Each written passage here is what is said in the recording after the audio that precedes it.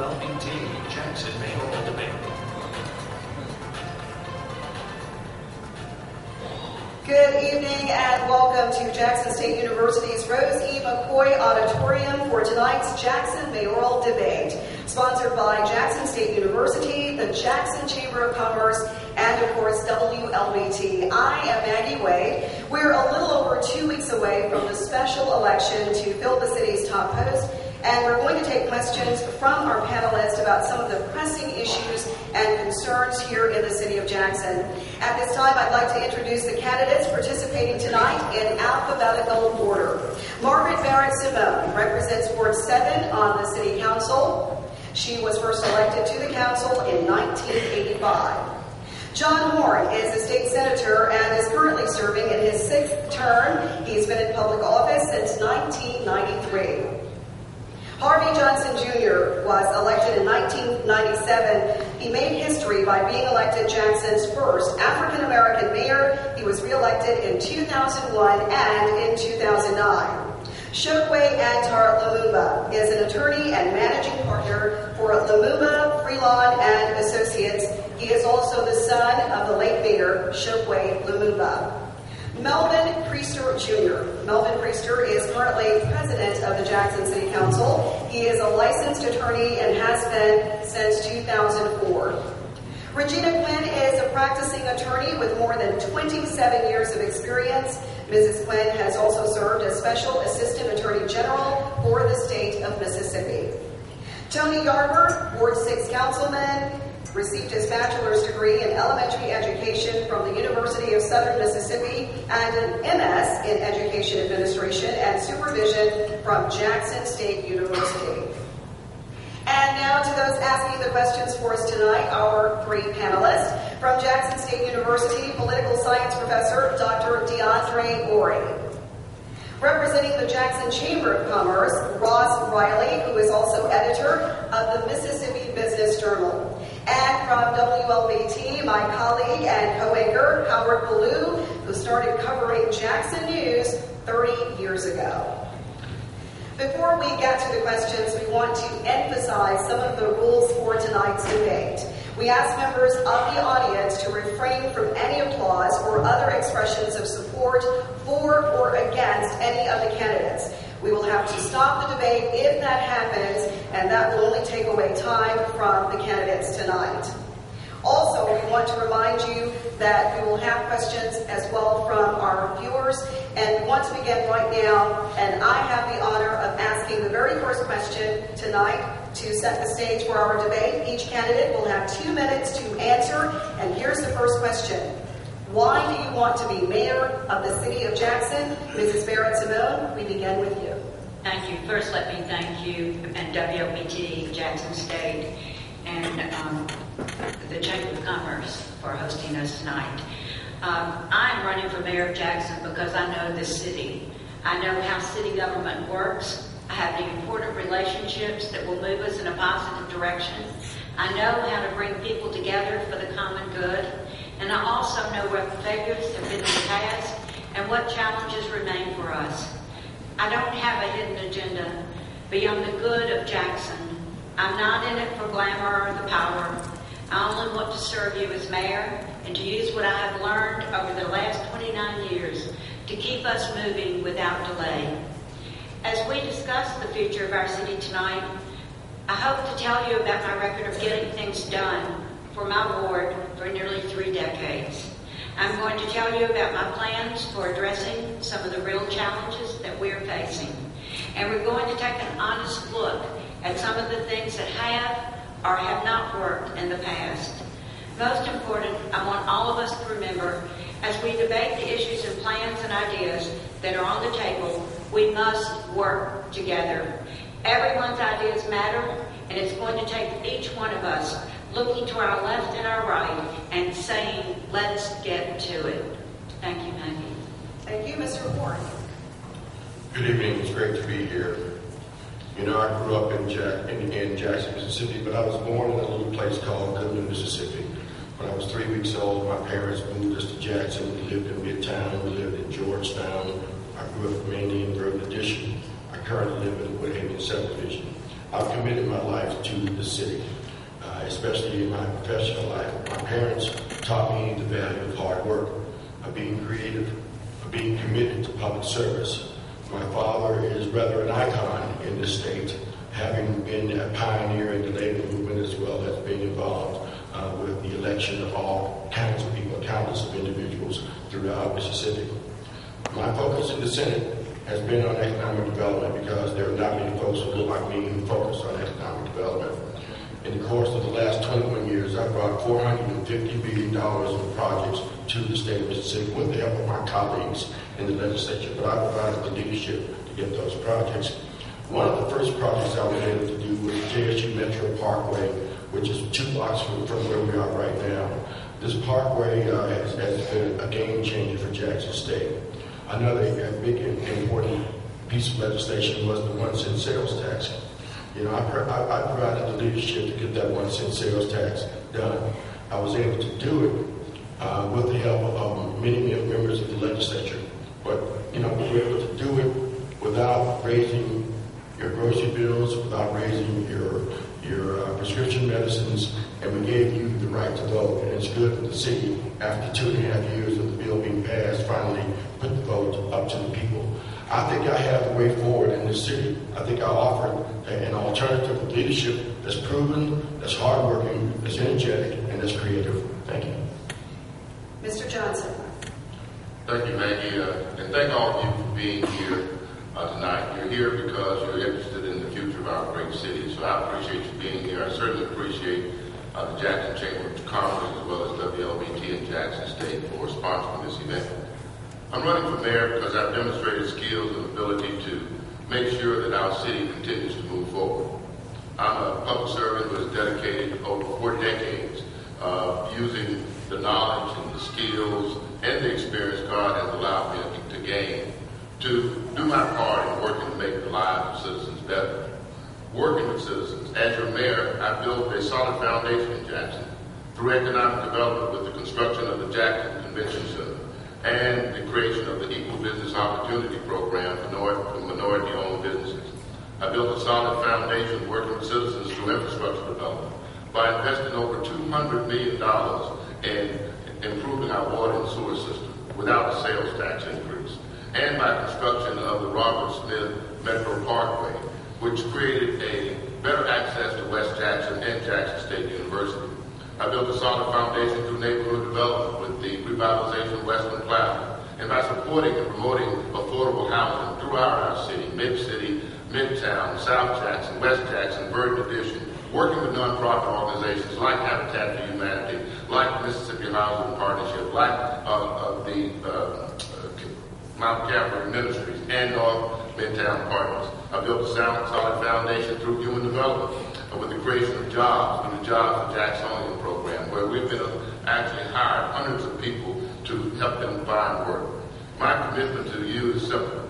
I want to continue to build on our city's foundation. I want to continue to work to make sure that the quality of life is increased here in the city of Jackson. I ask for your prayers, your vote, and your support on April 8th. Mr. Lumumba. Thank you. I am attorney Shokwe Antar Lumumba, another Christian brother with an African name. Listen, 7 months ago, you were told that the election of Mayor Lumumba would lead to the divide of the city.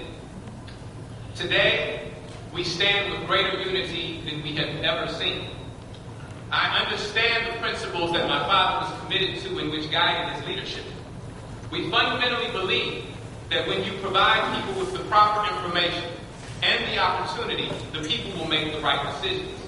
That was no better exemplified with the 1% sales tax.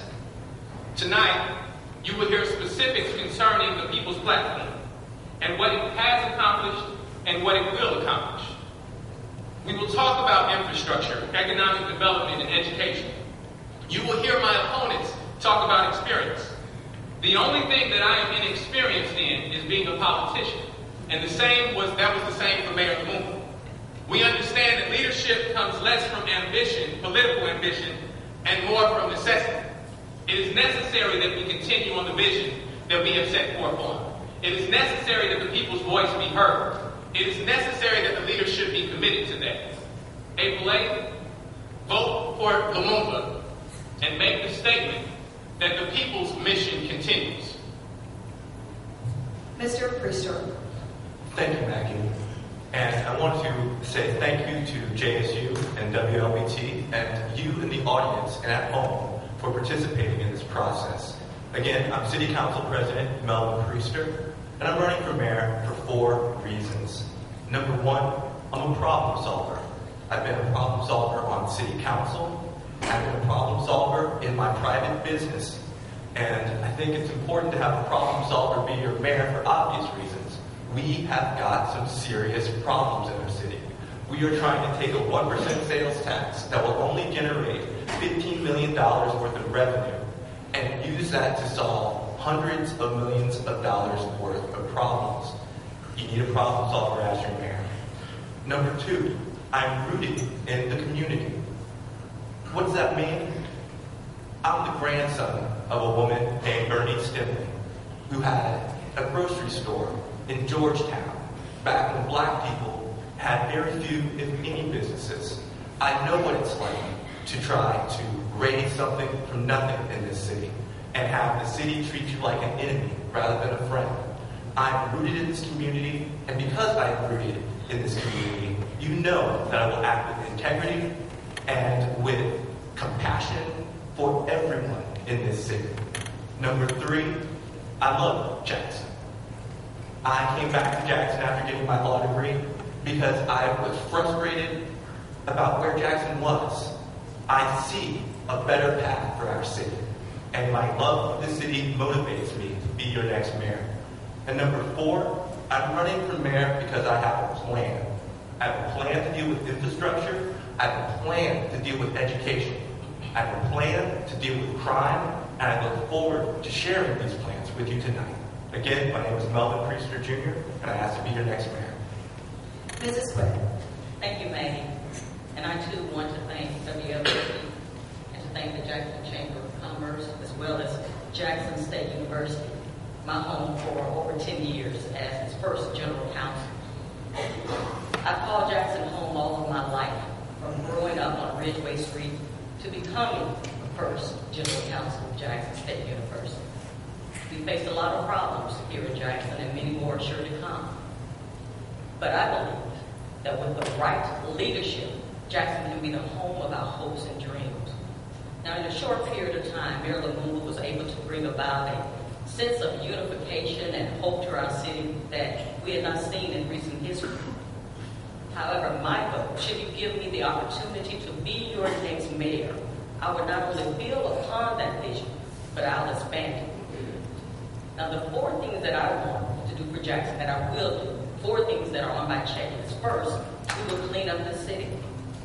We will fix what is broken. We will plan effectively and efficiently for the city. And no new taxes. Jackson, you've done your part. You were gracious enough to vote 90% for the local option sales tax, a project that I helped Mayor Lumumba in terms of strategizing to get that done. You've done your part. Now it's time for government to do its part. I'm asking you to join me as we move Jackson together. I'm asking that on April the 8th, you vote Regina Quinn, Mayor of Jackson. Thank you. Mr. Yarber. Thank you, Maggie. Thank you, Jackson State University Chamber. Thank you to WLBT. My name is Tony Yarber. I'm excited to offer myself as mayor for the city of Jackson. The question is why, and I've come up with several reasons. One of the most recent reasons that I was reminded of today, I was looking at a picture of when I was just over a year old, and my mother was holding me standing at the spillway at the reservoir. It was during the Easter flood of 1979, and my daddy was a construction worker who was running a 942 backhoe for Bond Construction. And I'm considering the fact that my daddy and my mother, who worked down at Packard Electric and was a member of the union, that they represent everyday people. And those everyday people need a voice in City Hall. Everyday people need an opportunity to know that when things are happening at City Hall, that everyday people are being considered in that regard. Ladies and gentlemen, our city has great opportunity.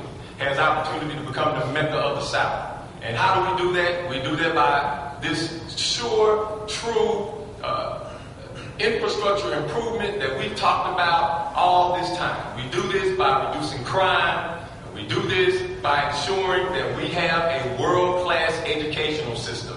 And this helps to stabilize our economy, and it makes Jackson the place that everyone wants to live, everyone wants to work, and everyone wants to call home. So we are sending an appeal, a clarion call, that ladies and gentlemen, Jackson, Mississippi is the place to be. And we're on the move. You need leadership who is prepared to lead us there. I am submitting to you that I am that candidate. My name is Tony Yarber, and I need your support on April 8th. At this point, the panelists will pose questions directly to specific candidates. You'll have 2 minutes to answer those questions. We begin with Dr. DeAndre Ori from Jackson State. Thank you, Maggie. This question is for Mr. Harvey Johnson. Mr. Johnson, Mayor Lumumba has been applauded for leading the passage of the 1% sales tax only 5 months into office. Can you explain why the referendum was not put to vote under your administration? I'll be glad to, Dr. Ari. The 1% sales tax, first of all, I've never been against the tax because I recognize we need resources to help fix the problems of our infrastructure. But I was against the commission, and that hasn't been talked about a lot. The fact of the matter is that a 10-person commission will oversee a approved plan for the expenditure of those funds. I don't think that's fair. Now, not only did I not think it's fair when it was brought up, but every member on the council didn't think it was fair as well. We did not support that commission. But the commission is there now, and we have to deal with it. I'm willing to work with them.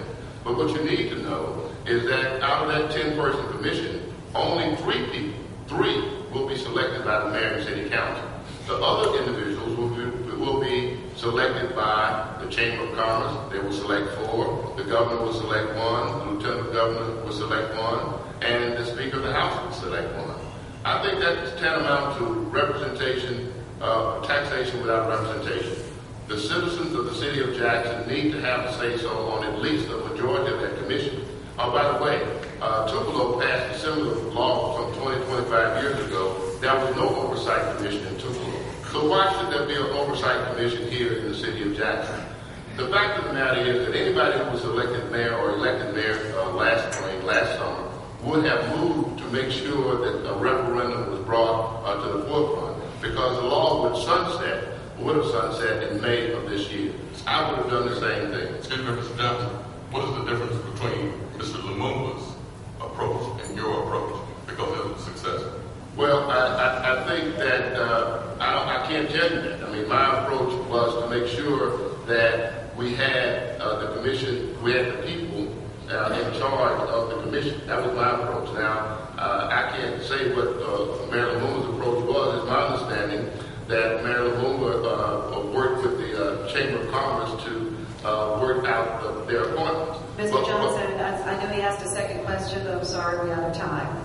Well, it's important to finish, I guess, that point, because the issue is that this is a 20-year bill, and those people are going to be around, the commission is going to be around for 20 years, and not the appointees that are here today. Thank you. Thank you, Mr. Johnson. Right now, we'll have the next question, and that comes from Ross Riley from the Mississippi Business Journal. Mr. Moore, you were recently charged with a DUI while driving home from a crime summit. How do you feel like this will impact? This is very serious, and we need to know how this will impact the way you fight against crime in the city if you were elected. Well, let me first say that, I know what it feels like to have a gun stuck in your face when someone's wanting to rob you. I had it happen on June 6th. I know what it feels like to have your home invaded. This happened to me 5 times in Jackson. The last time of which was October 6th. And after that event occurred, my wife and I started hearing from other people about what was going on in Jackson. And we wound up hearing a lot of stuff, and it scared me. It really let me know that there's a lot of anger, there's a lot of frustration out there from people who had concerns about crime. So I decided I was going to speak out about crime. And I held a summit. And that summit occurred on November 14th.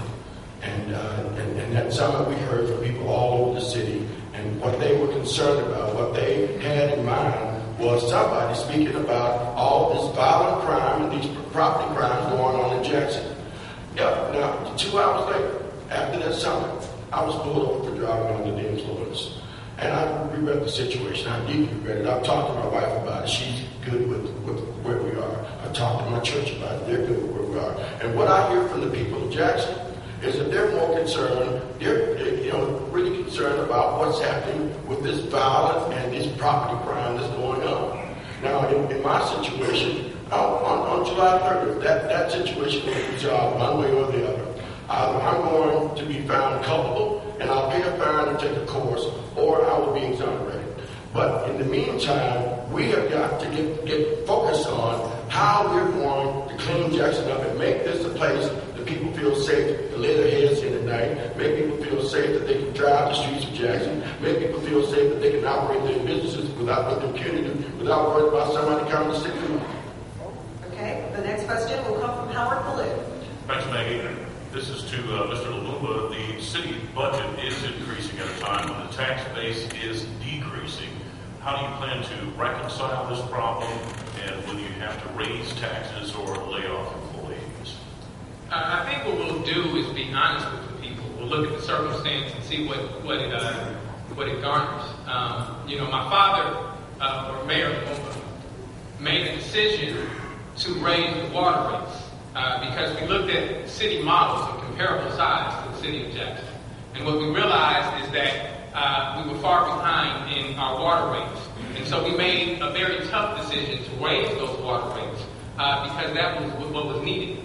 Most comparable models tell you that you're supposed to raise those water rates in increments, so that in small increments, so that the people don't feel a pinch on their budget, such a drastic pinch on their budget. But that hadn't been done. That hadn't been done. It had been neglected to be done by several administrations. And so we had to make a tough decision that we would be able to increase our budget. And we were able to increase our budget substantially, even more than the estimates had initially projected. Well over $100 million, almost $200 million. And so that was necessary. What we will do is we will take our infrastructure issues. This is how we'll increase our budget. We'll take our infrastructure budget issues, and leverage that into economic development. When we leverage that into economic development, we want to make certain that when we give city contracts to people, that 60%, that's a specific number that I'm giving you, 60% of that labor force are Jacksonians. If you put people to work, then you have a higher average household income, and that will increase your taxes, and that will increase your budget. Dr. Ori, your next question, please. This question is for Mr. Barrett-Simone. Do you think that the loss of the population and by extension the loss of economic growth over the last 25 years is the fault of the mayor or the city council? You had referenced earlier that you had been in office for some 29 years. Can you answer that, please? Yes, I'll be happy to. I'm very pleased with the economic development that's occurring throughout the city right now. We've got some major projects that have come to fruition, and others on the drawing board, and some that we are not able to talk about right now. But I think that Jackson has made a turn here.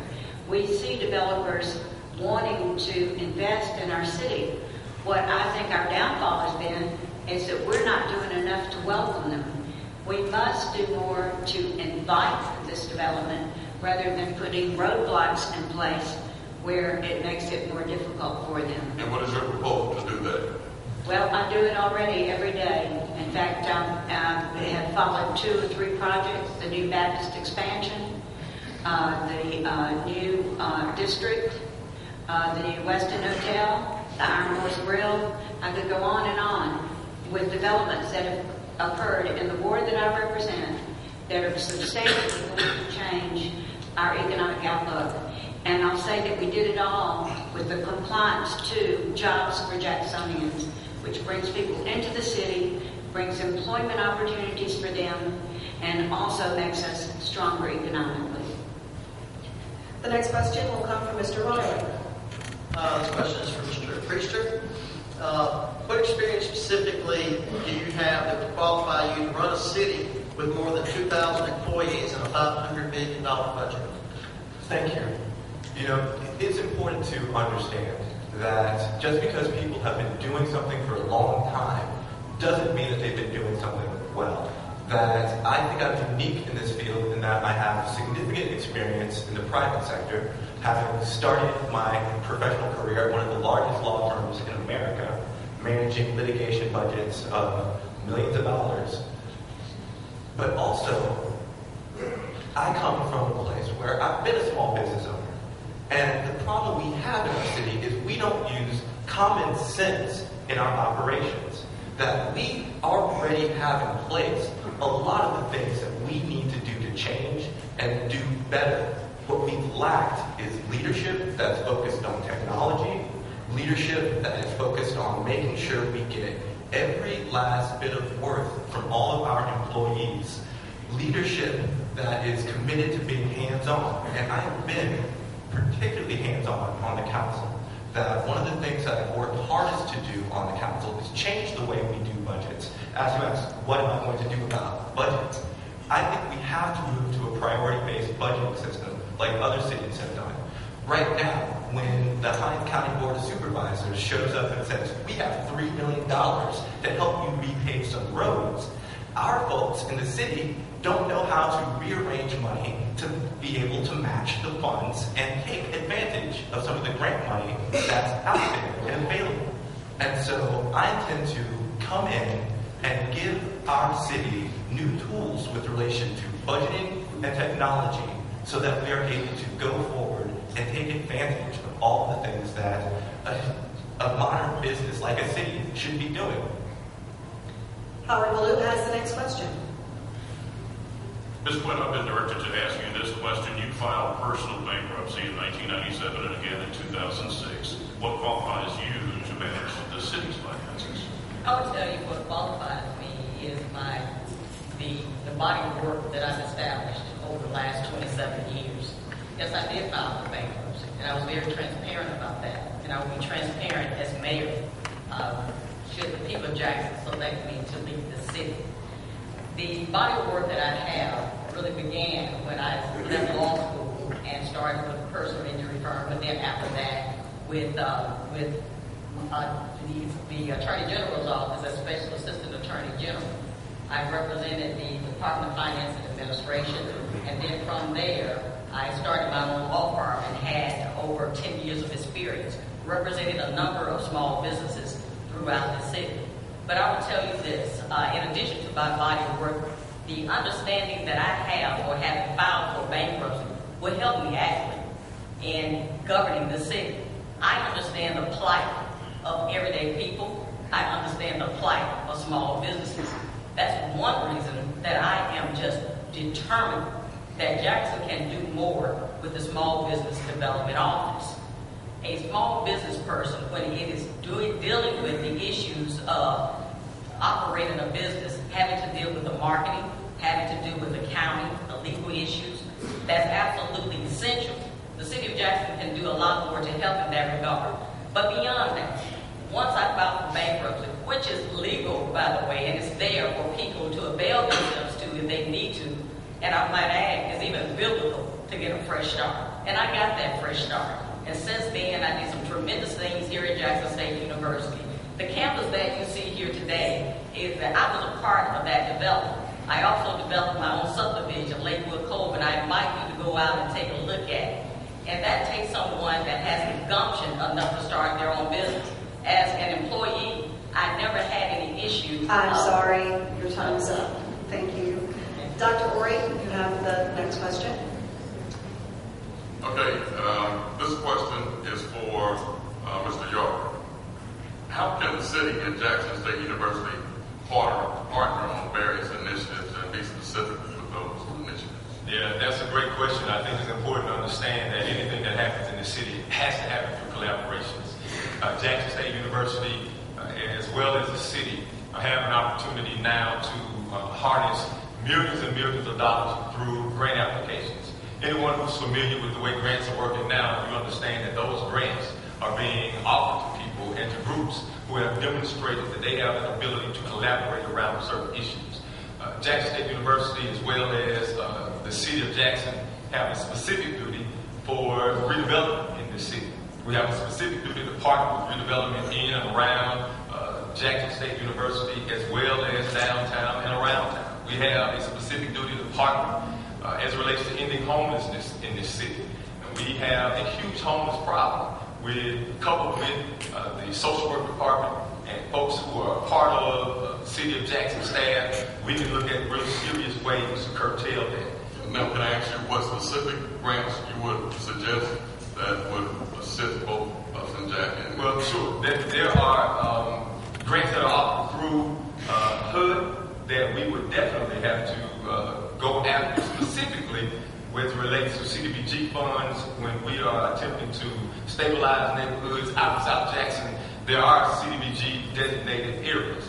However, we need the intellectual muscle of the university to help us to plan and organize and be sure that communities in South Jackson and in West Jackson are being stabilized so that we offer opportunities for better lifestyle and living for people in those areas. And what is CDBG? Community Development Block Grant. Thank you. Yes, sir. Thank you, Mr. Yarber. We have time for one more question, but the person who will answer this question will be Mr. Rowley, and the candidate will have only 45 seconds to answer that question. So, Mr. Rowley, you get the question to the candidate of your choice. All right. Mr. Lumumba, looking back at your father's time in office, is there anything that you would do different than he did when he was in the office? Yes. Well, I think what we have to do when we look at appointments, right? We have to see what works and who works and what does not work and who does not work, right? And make the appropriate decisions there. You know, I share my father's principle, right? But we do have differences. You know, I do have my own leadership style. And so I would work with people who I thought could best carry that agenda out. Thank you so much. Right now, we're going to take a short break, but the Jackson mayoral debate will continue right after this.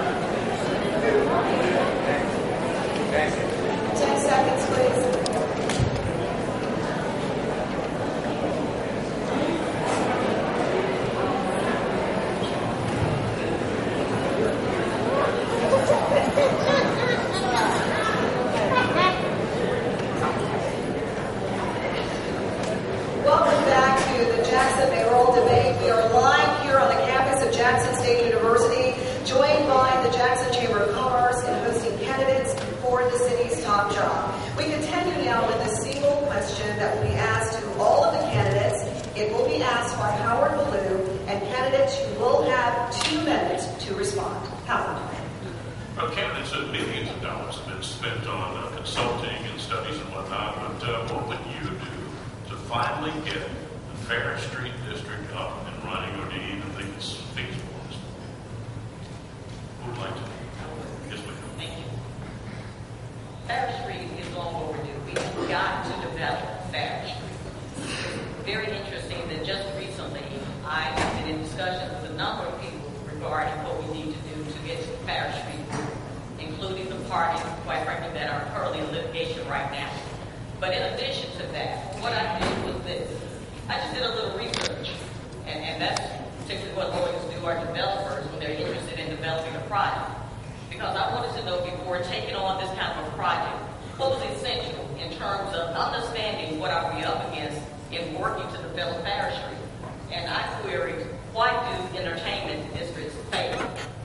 Interestingly enough, that article discussed the fact that the pitfalls generally occur when people just put entertainment venues on the street and leave out an essential component, and that's people.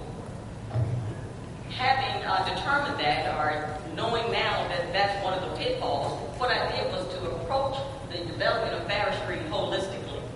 And I believe that Fair Street needs to be developed as a community and not as a street. There needs to be housing there. There's a great opportunity with Mississippi College School of Law. Housing needs are there. I worked on housing development projects here at Jackson State University. And Mrs. Quinn, I'm sorry, I'm being told that your time is up. Let's pick up with Mrs. Barrett-Simone. Thank you, Maggie. Certainly, Fair Street has been a very frustrating experience for all of us who've been in government for some time, and we frankly went down a road with the folks who developed Beale Street many years ago, and after months and years, realized that that was not going to work. They had been successful there, but not here. As far as housing and the Fair Street area, we just have a new development going up on Church Street across from Mount Him Church. I think that will bring residents back into the area, and whatever this litigation brings forward, we will have to deal with it. But at the same time, we're moving forward with the housing in that neighborhood, which is so badly needed. Mr. Ward. Thank you. Well, like most of the successes that we've had in the legislature over the past 20 years, I was the author of that legislation, or was a legislative leader. Fair Street loan program is no different. I sponsored a $6 million loan program back in 1999. And like a lot of the projects that we do for the city, it winds up taking way too long to get this stuff done. It took too long for the JSU Parkway. It took over 10 years, and it didn't have as much to do about engineering and design as it is about the machinations of the city. It took 10, 12 years to get the telecom center done, but they went on to become the convention center. We've been at Fair Street for 15 years, and we haven't had much to show for it. So I think that one of the things we need to do with Fair Street is get the lawyers out of the way. We got too many lawyers involved in this thing. And the other thing is that what's hanging it up more than anything else is the fact that the state is owed money. We got $5 million that has been spent, and we don't have a whole lot to show for it. And we're not going to get a developer to touch the Fair Street area until we figure out how we're going to take care of the state. Now, my solution in terms of taking care of the state is to get some sort of a forbearance or forgiveness on some of that debt, so before any developer is going to come in. But the first thing we've got to do is we got to get people living down there. Mr. Chapman, Clarence Chapman, is doing 83 units in downtown the Fair Street area, and that's the first start. If you get people living down there, you can do the development. Mr. Johnson. You know, Fair Street development did start some years ago. Senator Horn is right on that, and it's taken time for it to incubate. No question about that.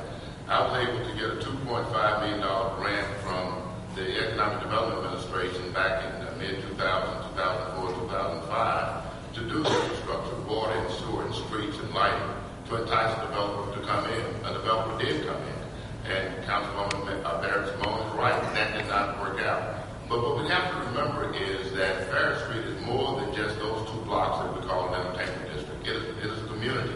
It's a neighborhood. In fact, at one time, it was the second richest African-American neighborhood in the entire country next to Harlem. We should be proud of that. And that's why I've spent a lot of time, a lot of resources when I was to make sure that we revitalize the Smith Robertson Museum, to make sure that Mayor Evans' office, when he was the first field secretary of the NAACP at 509 Ferry Street, was renovated, was purchased and renovated, to make sure that we have affordable housing in the area. It does require a holistic view in terms of making sure that Ferry Street is developed, but it also requires experience. Experience that I have in making sure that taxpayers' dollars are properly spent, to make sure that these projects move ahead quickly. There's a big difference in passing legislation and moving projects ahead. The reason that Metro Parkway did not move fast enough is because we had to deal with people. We had to deal with individuals. We don't just deal at the local level with bills and with legislation. We deal with your lives, and we have to be careful as we acquire property, as we acquire homes that you've lived in for years and years. That's what helped the Parkway. We were able to do it, and now we have a new entrance into Jackson State University, a new entrance into West Jackson, and something that we can all be proud of. Mr. Lumumba. Yes, the first thing that we have to say about Ferry Street is that it is going through current civil litigation. So, as the city's highest officer, you have to be responsible in the declarations that you make concerning Ferry Street, because that could have some ramifications for the city.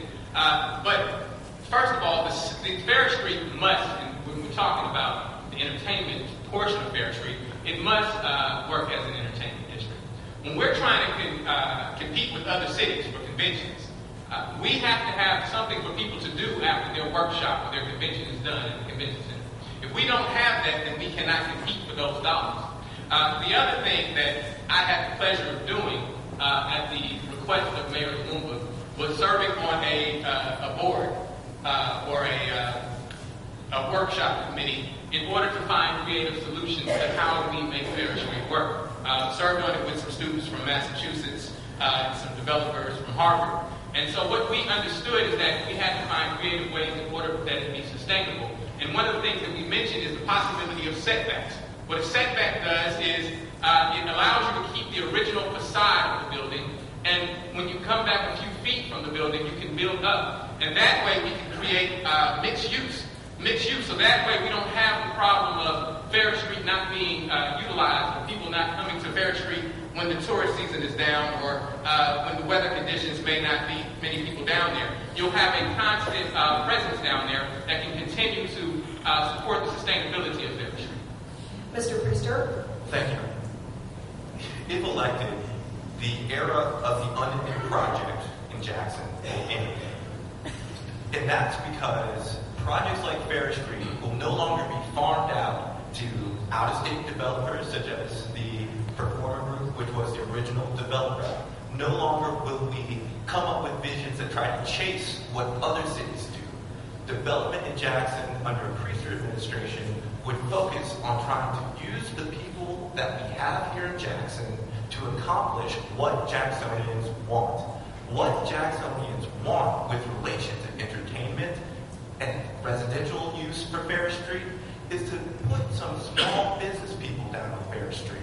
Instead of trying to have the city micromanage everything, it's time for us to give some of the small entrepreneurs a chance to take over some of these buildings and do what Jacksonians want done. Mr. Yarber. Thank you. I think Ferry Street has literally held us hostage, and it has limited our ability to have vision. Leadership in this city has to be able to see the opportunities that lie in the actual Ferry Street situation. First thing that we need to do is we need to expand the footprint of our entertainment district. By doing this, we allow future businesses to come into our downtown area that expands our scope. I think that for too long we've been looking at Ferry Street and believing that the sun rises and sets on it. And it puts us in a situation where we're not able to make the progress that we need. The Iron Horse Grill was able to, they were able to come in and make the kinds of improvements that they were able to make because they had that entertainment district designation. And they were able to take advantage of state incentives. So we have to have visionary leadership who doesn't allow us to be stuck on one project and believing that the sun rises and falls on that. Ladies and gentlemen, I offer that kind of leadership. I offer that kind of vision that that says that why are we waiting on Fair Street? Why is it the only thing that we have to wait on?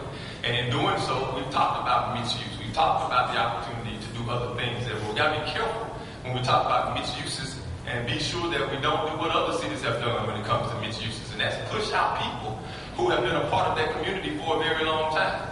And if we're going to talk about misuse and talk about using these other things, let's be sure that we're considering the people who have been a part of those communities as we do that. The next question will come from Mr. Riley, and again, all candidates will answer this question beginning with Mrs. Barrett-Simone. Which city in the country, most like Jackson, has effectively fought crime, and how did they do it? When you say most like Jackson, what are you referring to? Cities more like the size of Jackson, Little Rock, Birmingham. I understand that Little Rock has made some progress, but I don't know the crime statistics in each of these places to frankly answer that. Is there a model that could be used in Jackson that others have used? I know that the Linder Maple study, which was done here several years ago, and I think it wasn't used in the next administration, showed real results, crime-wise, tangible results. And that study has worked well in other places. New Orleans is using something that's very similar to community policing now. I understand that they're having good results. But the most important part of fighting crime is not only our police department, but our neighborhood associations coming together and fighting themselves as a solid front against the small percentage of people who are committing crimes in the city of Jackson. The majority of the people in the city are good people. But as far as knowing the crime statistics in similar cities, I don't know that. Thank you. Mr. Ward. Well, I would say that Richmond, Virginia, Oklahoma City, Nashville have done effective crime fighting procedures that are seeming to work for them. But I think that every city is different. And one of the things that I want to do, and that I've had in a bill that we sponsored back in January, was to put together a comprehensive plan to do a full assessment of what's happening in Jackson, Mississippi. Where are our strengths and weaknesses? Where do we have holes? What's going on with the sheriff's department? What's happening with the jail? What's happening with the caseload and how we're managing caseload? What's happening with regard to the adjudication of folks who are charged? What's happening with regard to the police department?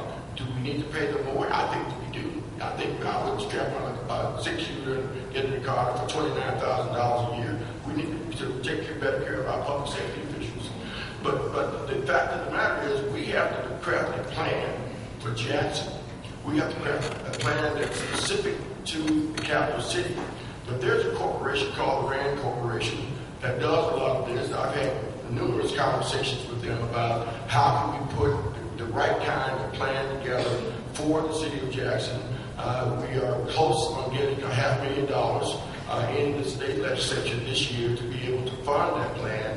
And I expect that we'll be able to put the kind of plan that works in Jackson, where citizens have an opportunity to participate, where the law enforcement officials have an opportunity to participate, local elected officials have an opportunity to participate, and we craft a plan specific for Jackson, Mississippi. Mr. Johnson. Yes, we did a plan already here in the city of Jackson, the Linda Maple study, but you asked about specific cities. I think that you have to, it's like almost a buffet. You have to go to different areas to find out what's working and try to make sure that those things work here in the city of Jackson.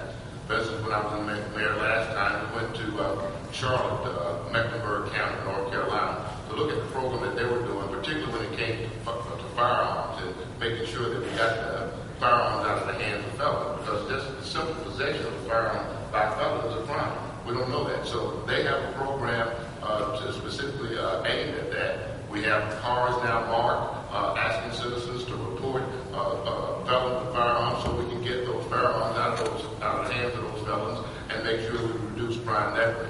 We also started out with the Linda Maple study, ComStat. We now have to have the ability to pinpoint where crime is happening, be able to redeploy our police resources to those particular hotspots. That's the basis, really, of a new model called predictive policing.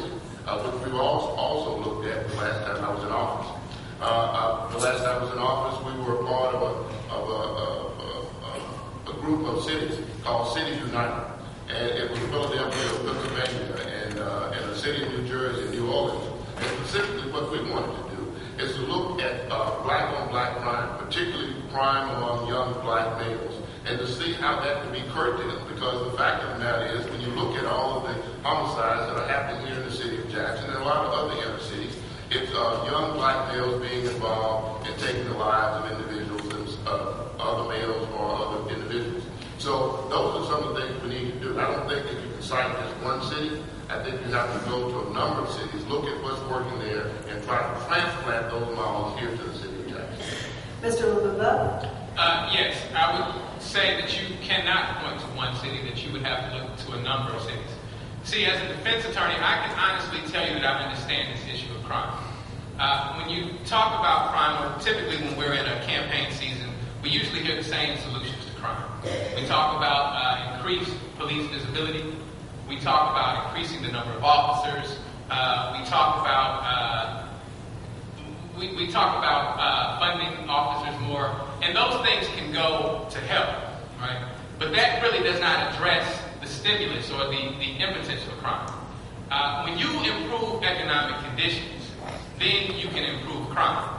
It does not matter whether you live in Jackson, Mississippi, or you live in Compton, California. Wherever you have high poverty, you have high crime.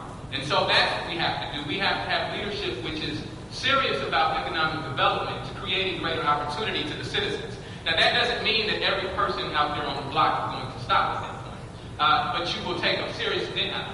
If you don't do anything to change the circumstances which created crime, then when you arrest somebody at 5 o'clock, there will be somebody to stand in their place at 6 p.m. So that's what we have to do. The second thing we have to do is improve the relationships between officers and citizens. We had a Malcolm X Center that we used to do a lot of community work in over on the corner of Martin Luther King and Randall Street. And we were so involved with the community that when that center would get robbed occasionally, all we had to do was go to the Maple Street apartments and say, look, we got robbed here, brother. And they would tell us who we could talk to and where we needed to go to get our materials back. If you can improve those relationships, the citizens will be more willing to help those officers in carrying out their duties. Mr. Priester, you're next. Thank you. I think before we look at other cities and what they're doing to fight crime, it's more important to look at what's already been happening in Jackson. That we have had some tremendous work done over the last couple of months by people in Jackson, particularly in Ward 2 at Precinct 3. We have focused on community policing here in Jackson, and that's helped bring down crime in Precinct 3 and Ward 2. We now have meetings between the managers of apartment complexes, businesses, and residents, and these meetings are driving crime down. If elected, I intend to take what's been working in my ward and help export it citywide, because that's a problem, Jackson. We constantly chase the next new thing. We're constantly trying to go, well, this city does this, well, maybe this city does this, and we ignore the people on the streets. We ignore the wisdom that we have gained internally. We have a great sheriff right now who has done a lot of work to change the relationship between citizens and the sheriff's department. I think we have to collaborate more with the sheriff and try to take some of the models that he has done in terms of being a very active and present part of communities. I'll tell you, I go to all the board meetings and neighborhood association meetings. Sheriff Lewis is there. I think our police department needs to be there as well. So let's focus on what's working in Jackson and expand it. And I agree, there are other things that we can do, such as predictive policing. But predictive policing, all of that is a fancy term for using data to manage police. I can do that, and I think we also need to do that as well. Mrs. Quinn. Thank you, Maggie. I do believe that no one city would be the, litmus test in terms of determining how we approach crime. We need to look at the best practices for various cities. But I will tell you this, Jackson can no longer be the preferred venue for crime, and it has been for a number of years now. People seem to have no fear of committing crime in our city. They don't care about committing crime on the elderly, on young people. We've got to get a handle on crime, and we will. But I will tell you, in addition to that, we've got some great police officers in the city. They strap on that uniform and they go to work, and they do great work. We need to give them the tools necessary in order for them to do that work. Now, in terms of what causes crime, of course, we know what the lack of opportunity has been for many, but that's not an excuse for committing crime. But we also know that the educational system and the failing educational system that we have in the city certainly plays a major role. In addition to the substance abuse problem that we have in our city, we've got to help people who have a substance abuse problem, and there are ways to get at that. There are a number of organizations that we can get grants from in order to do that. In addition to that, we know that the Soros Foundation, George Soros, I believe is his name, he's a billionaire, and he has identified Jackson, Mississippi as one of his designated cities to pour money into. One thing that I did meet with late Mayor Chauffeur Lumumba regarding was to put together a comprehensive proposal to the Open Doors Soros Foundation, Open Society, in order to get some money into the city to get at that problem. It is a symptom, and we need to address it. But there are many ways to do it, and we'll do that under the Quinn administration. Mr. Yarber? Maggie, I believe your specific original question was what models have we researched and seen from comparable cities? And I'm glad to answer that question and then offer some commentary. One of the models that we've seen is one that LSU recently presented here at Jackson State University, the BRAVE model. This model is actually supported by a sheriff. And this model is one that simply talks about collaborative policing that focuses in on hotspots in particular communities. This BRAVE model isn't new. This BRAVE model is something that's been implemented in the Baton Rouge area, and they've seen crime decrease significantly. I think, though, that you really need to start to ask the question, what really creates crime? We've heard that poverty creates crime. But then the question asks me, what creates poverty? And typically, what creates poverty is when you have an undereducated populace. Ladies and gentlemen, we have to do schools differently in the city of Jackson. We have to create a world-class educational system that inevitably gives people an opportunity to compete at all levels. And if we do that, then we oftentimes find that those are communities that succeed. Also, we need to look at how do we continue things like community-oriented policing that we've been doing in Ward 6. When we first got into office in 2009, we were having 56 house burglaries a week. We started to organize communities, neighborhoods, and we were able to see that number go down to 12 a week. Now, for the 12 people that's happening to, that's still not good enough. And we understand that. And we're not saying or tooting our horn. But what we're saying is that when we find models that work, I don't think that you should be too good enough to use these and to see those models taken to scale in communities. We'll now back to questions for specific candidates, and Howard Ballou has the next question for a specific candidate. All right, this is directed to Councilwoman Barrett Simone. The Jackson Public Schools has filed a suit twice in the past 2 years over a dispute regarding the millage rate. What's your perspective on this issue? Regarding the what, Howard, I didn't hear. The millage rate? I think that we're in the process now of resolving some of those issues. I think the city has taken its side and the school district has taken the other. But we are working toward resolving that issue, and I don't have the latest update on that. But it's unfortunate. We need so much help in the city with education that we shouldn't be arguing over money when we have so much that needs to be done for our children. We're failing our children in a level D school system. The next question will come from Dr. Ori.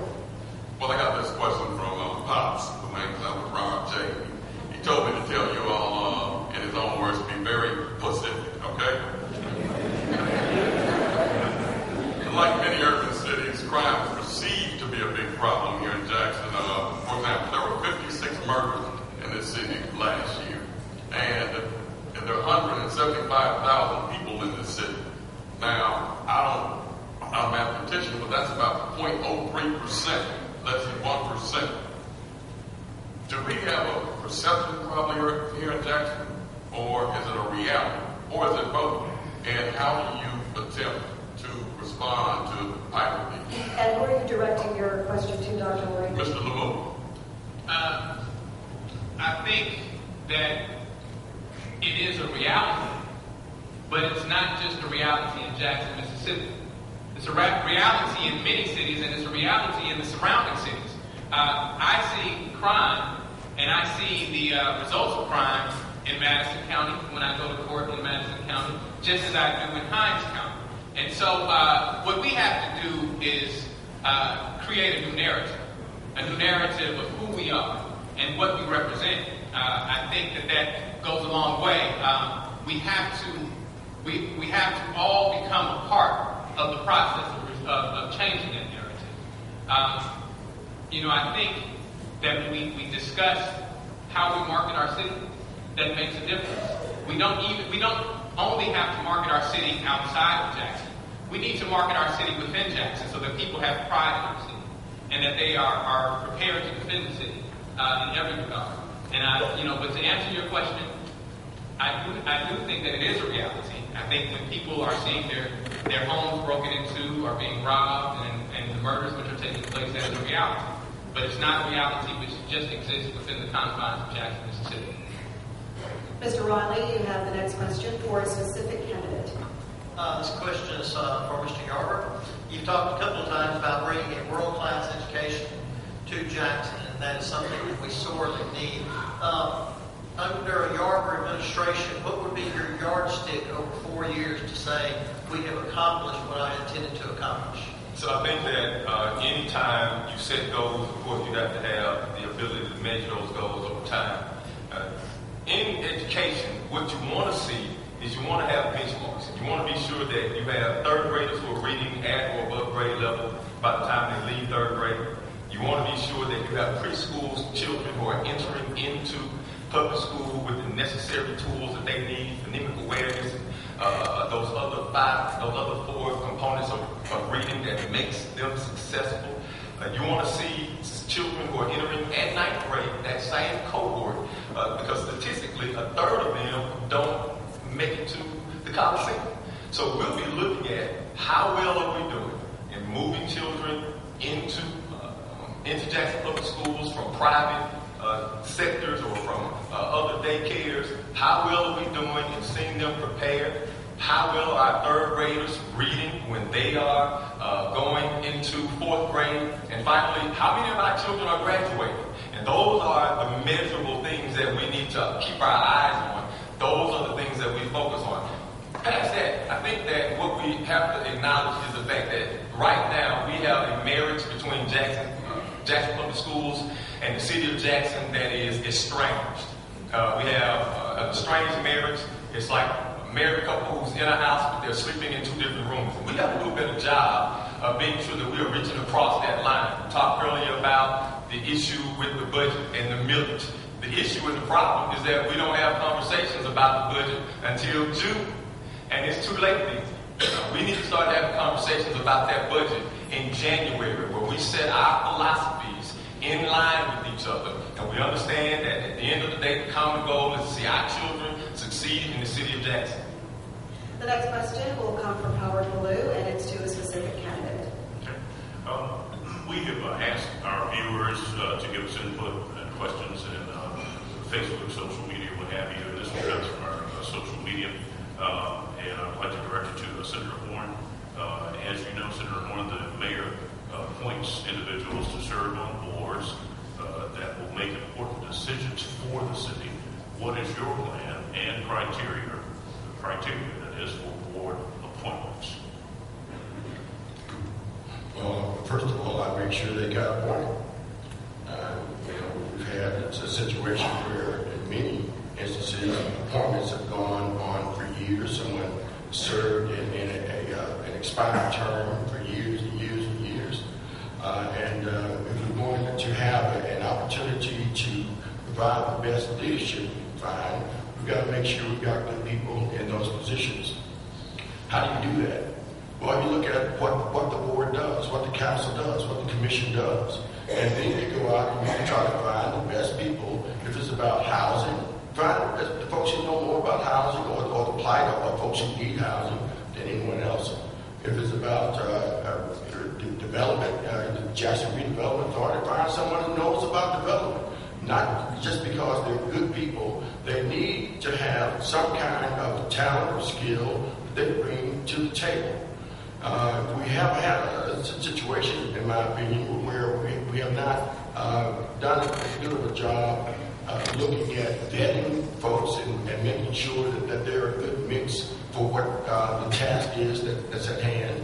I'd like to involve community groups who have a specific interest in this particular board or that particular board, particularly the school board, in making a recommendations as to how this appointment needs to be made, who needs to be making the appointment, what are the skill sets that we're looking for the appointees, and then we make the best possible decision. There's been some discussion about an elective school board.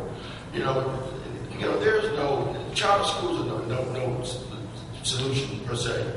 An elected school board is not a solution. The problem is we need to have the right vision for all these boards, councils, and commissions, and then find the right people to fill them. The next question from Dr. Ori. Okay, this is hilarious. I went out to one of my Facebook friends also. He says that on last week, JPD was following him, and when they stopped him, they said that he was swerving, and they asked him had he been drinking, and he said, "No, I was just trying to avoid all those potholes."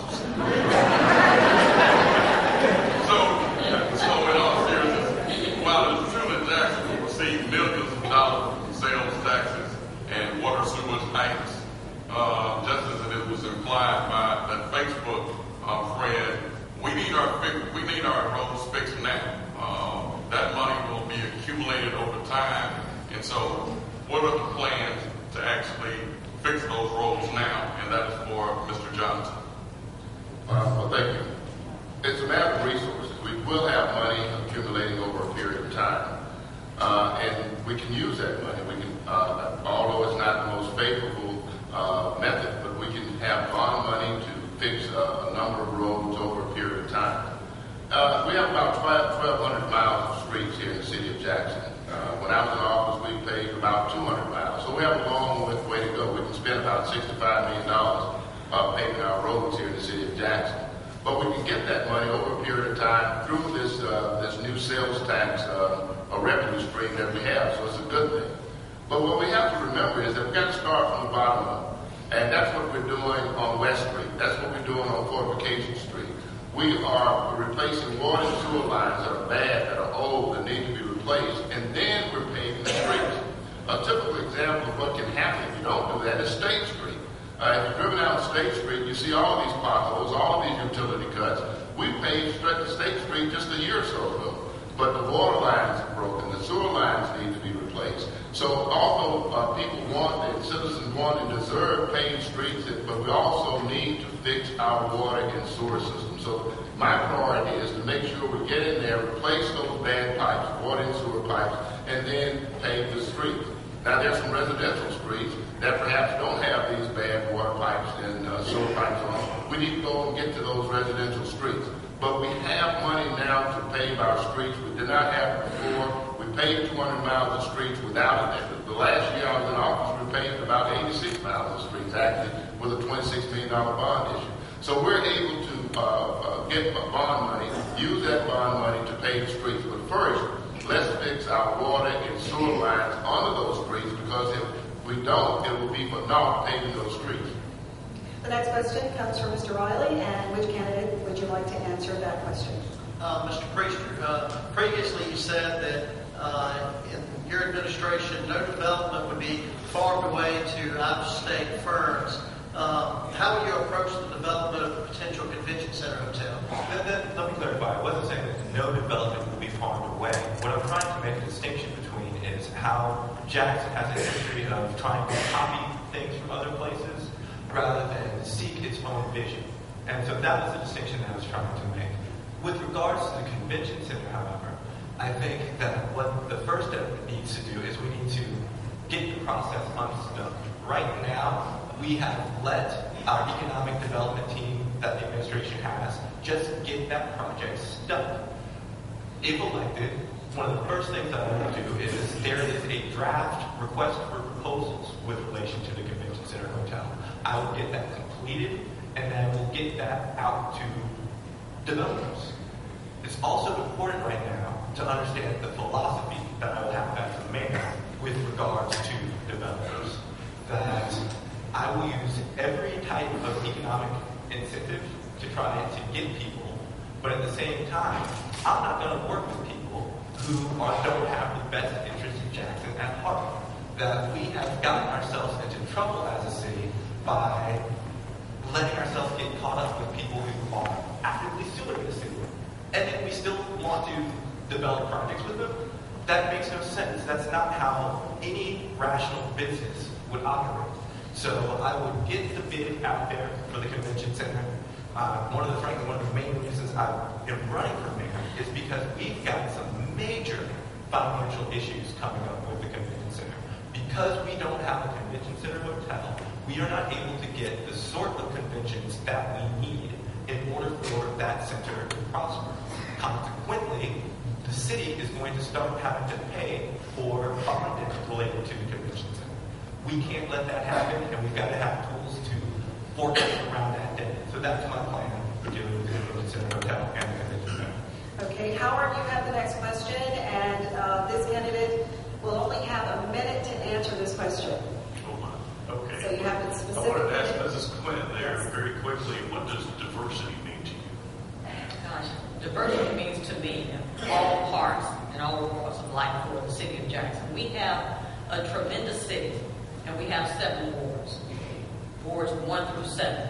And diversity to me means people of all races, all genders, all nationalities, working together for the betterment of Jackson. We're an inclusive city, and that needs to be a part of the fabric of this city. I have as my mantra for my administration, Jackson together, and that's Jackson working together. We've learned how to be divisive. Actually, we have a sort of history in terms of that. But in order to get Jackson moving forward, we're going to have a larger tent, a larger table, to have people that are ready to work, to get around the table and get the work done. So it's a very inclusive fabric and city that I envision for the city of Jackson.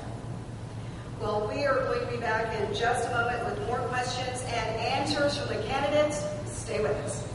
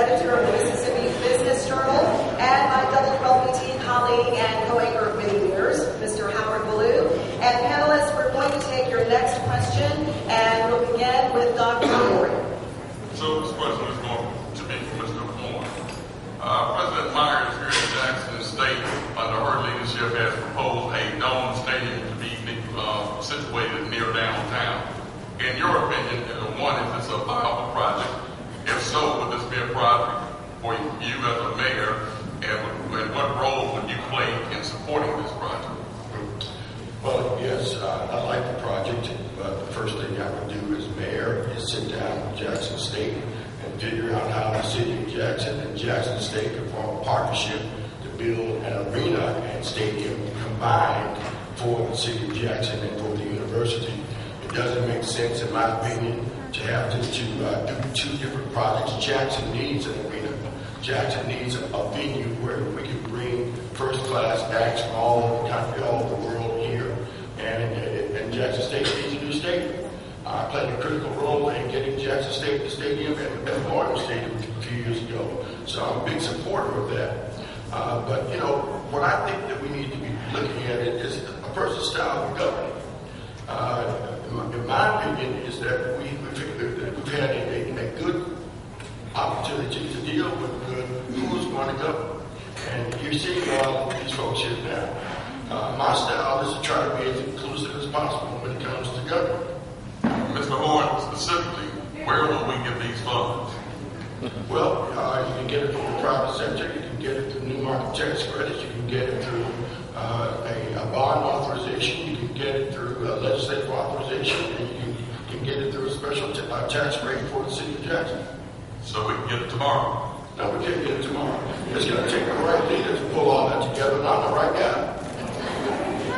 Thank you. I think I've got another 28 seconds or so. You know, this race is really going to be about leadership. It's going to be about who can fix it, who can move projects forward. I've got the reputation, I've got the history, I've got the projects to prove that I am the guy who knows how to get things done for the city of Jackson. I've done it for 21 years. I'll do it even better if you elect me mayor of Jackson. Okay, thank you, Senator Moore. The next question comes from Mr. Orr. This is for Mr. Johnson. In your time as mayor, what do you think the biggest mistake was that you ever made, and how did you learn from it? Well, I think the biggest mistake that we made, not just one, but it was a cumulative process, is not informing the citizens of what was going on here in the city of Jackson. We accomplished a lot in 3 terms of 12 years. I can look back in 1997 and I saw, if you look back, the King Edward Hotel was a pigeon house back then. We were able to develop the King Edward Hotel. The Standard Life building was just about vacant. We didn't have a JSU Parkway. We didn't have the full landing of Sidewell Road. We didn't have the Jobs of Jacksonians program. We didn't have a savings program for 3- and 4-year-olds where the students in our early childhood development center participated in that program. 95% of the 277 children participated in that program to save for college. We didn't have Whole Foods Market. We didn't have Save-A-Lots on Cooper Road and on Ellis Avenue and on Nakoma and on I-55. We didn't have Virginia College where it's supposed to be, where it is now, located in the place of Brookshire. And so one of the things that I regret, quite frankly, is not being effective enough in communicating to citizens what we're doing here in the city of Jackson. We've created a very strong foundation here, a solid foundation for growth to move our city forward. We've gotten all kind of accolades from national government. We've been selected as one of the top 100 communities in the country for young people in 2011 and in 2012. In 2004, we were selected as one of the most livable cities in America. I did not do enough to get that word out. We need to feel good about who we are here in the city of Jackson. We got a lot going for us. We need to reject the negativity and look at the positive. So I take responsibility for that. And if elected again, you can be assured that we're going to let you know what's happening in your city. We're going to let you know that we are competitive worldwide, not just in the region. The next question will come from Mr. Ballou. And this is to Councilwoman Barrett Simone. Do you believe the city of Jackson should levy a commuter tax on workers who commute from the suburbs? At this point, no, I do not. I think that we need to continue building our downtown area, continue investing in our downtown area to bring these people into our city to work. But no, at this point, I do not think that that's wise. We're right now trying to build better relationships with our outlying communities, and I don't believe that is the best way for us to go at this time. The next question is from Dr. Ori. This is from Mr. Priester. Some citizens of Jackson believe that we have a free riders problem whereby suburbanites drive into Jackson, use our facilities and they leave Jackson. Do you see this as a problem? And if so, how would you address it?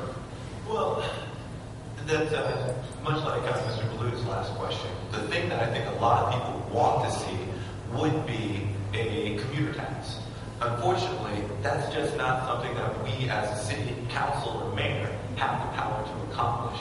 And also I think but even though we can't accomplish a commuter tax, there are ways that we can fight to try to get more from all the people that come into Jackson every day.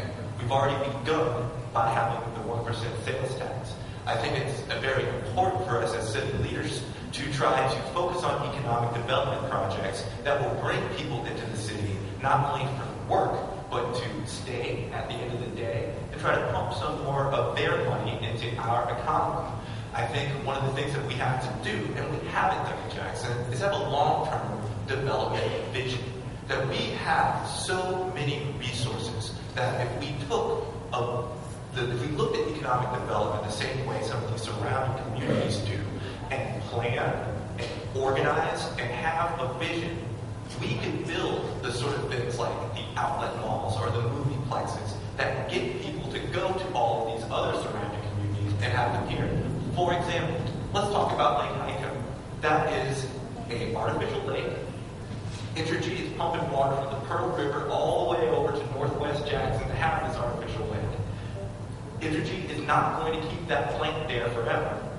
And so we know that there is a huge swath of land in northwest Jackson. How do we address those suburbanites coming in and using our... Well, that's what I'm saying. Let's make Jackson better. Let's put in the sort of amenities and resources that they drive all over other places for. And so then they come in, they spend their money, and we take that to fix things. Okay, thank you. Mr. Riley, you have the next question. And which candidate, please? Senator Corn, what commercial corridors do you see as a priority for city attention? Well, let me just say that the decision's been made. If you want a long-term economic development plan, that we ought to have that, then you need to get a long-term economic development. I have 30 years in this business. I'm chairman of the Economic Development Committee.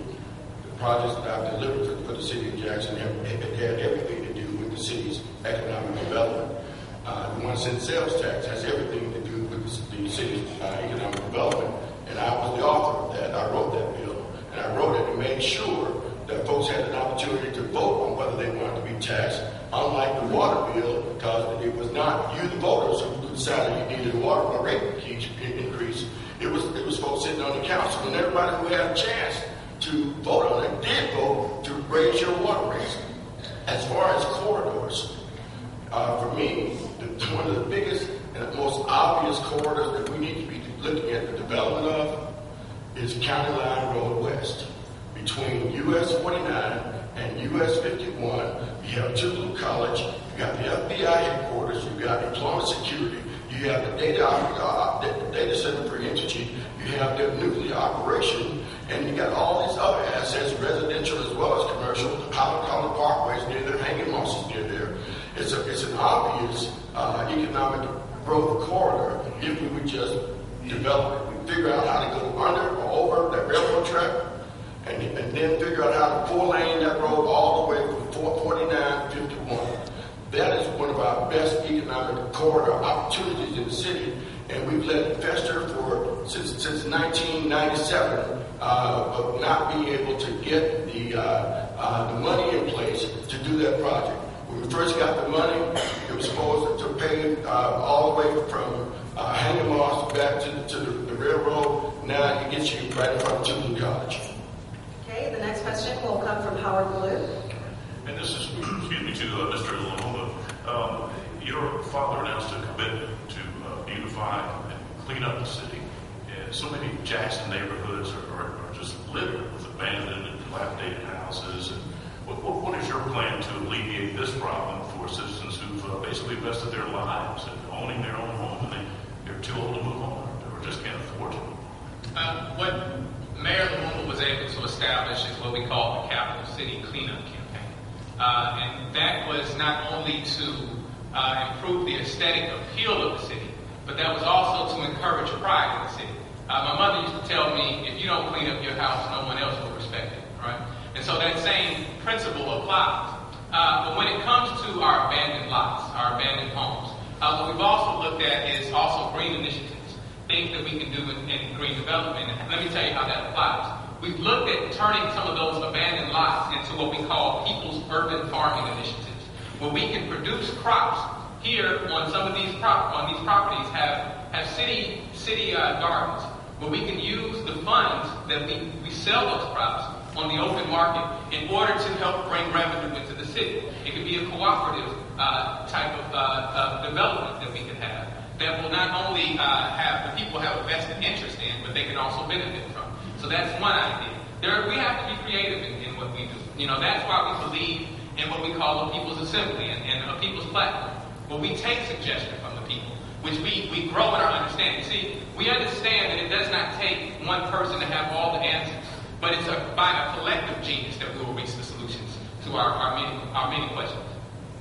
Dr. Orr, you have the next question, and we have a couple of other candidates we need to hear from. This question is for Ms. Barrett Smoke.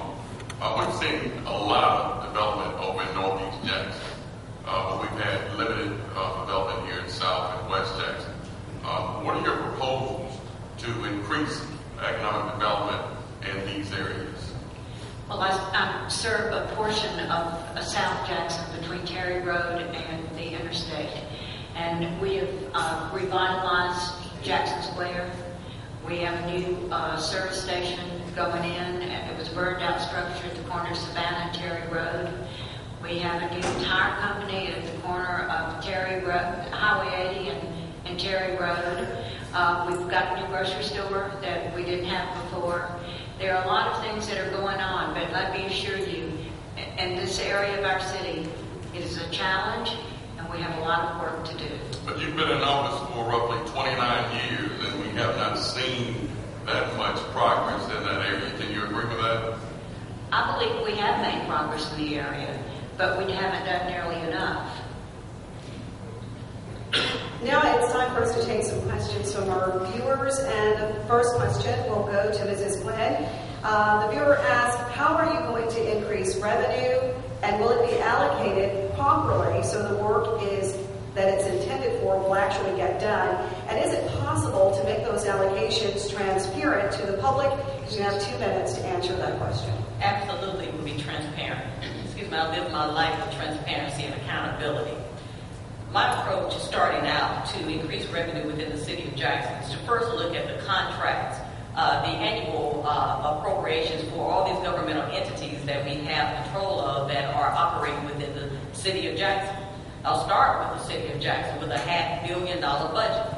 Then we will move to the Jackson Public School District, a $300 million year budget.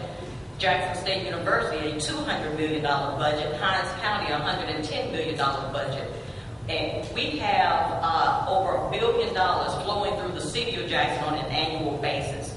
Small businesses and other city of Jackson businesses should be able to partake and to be a part of that economic development stimulus that's right here, right now in the city of Jackson. The other thing is to make sure that we utilize all the resources available. Within the city of Jackson, we have areas like South Jackson and West Jackson that developers just don't look at. Now, a number of people have talked about what they've done in terms of bringing development into the city of Jackson or around the state. But I tell you, it's one thing to go to a ribbon cutting or to say aye for a vote. It's another thing to be an actual developer. And I'm an actual developer. I developed Lakewood Cove in Northwest Jackson. That was 7 acres, 14 home sites, 13 homes are there. I invite you to go out and take a look at it. And I spent the time to make sure that as a developer, that the contractors were capable of doing the work. And the sloping and the subsurface and the surface work was done, and there's no flooding, there's no drainage problems, and there's no potholes there in Lakewood Cove. And that's the type of leadership that I would bring in terms of bringing in revenue to the city of Jackson. We've got to help small businesses. And that's what I'm about, making sure there's not a dog and pony show when people partner with major companies. Let the minority and the small businesses do the work. Our next and get paid. question, the viewer question, is for Mr. Yarber, and it's a jobs question, and again, you'll have 2 minutes. Even though Jackson has a lot of employment within its borders, how will you bring more jobs to the area? I think one of the things that we have to continue to reiterate is having a workforce that we can allow when we go to talk to developers. If you don't have an educated workforce, it's really hard to tell people that they should bring their businesses here. So one of the first things we have to do is to be sure that we are educating our students to the degree that we can allow them. One of the things that we've been doing is through a group called Alignment Jackson. What you may not know is that Jackson, Mississippi right now is number 6 in the country for an aeronautics company wanted to build a Boeing, or Boeing wanted to come. Jackson would appear number 6 on their list. As mayor of the city of Jackson, with the new reform models that you're about to see in Jackson Public Schools through Alignment Jackson, which I'm a founding board member of, we'll be able to go and say, listen, Mr. or Mrs. Boeing, we have a workforce that we're graduating through Jackson Public Schools reform educational system, and we're producing 200 to 300 students every year that we're pushing out of our high schools who are already prepared for the kind of workforce that you want to bring.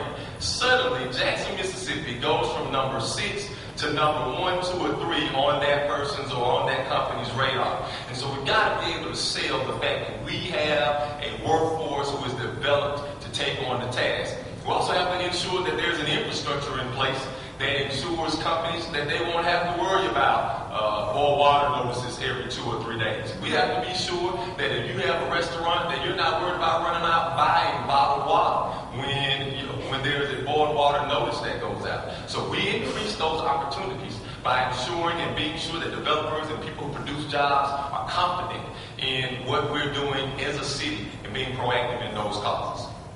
The next viewer's question is for you, Mr. Johnson, and this question is, in light of the 1% sales tax increase to fix the infrastructure, would you consider rescinding the water sewer increase imposed on Jacksonians?